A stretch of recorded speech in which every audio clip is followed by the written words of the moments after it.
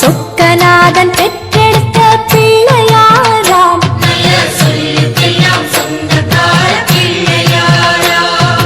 சொக்கநாதன் பெற்றெடுத்த பிள்ளையாராம்.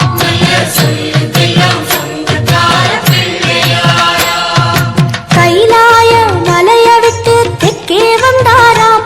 இந்த பிள்ளையார பட்டி கண்டு இருந்து விட்டாராம்.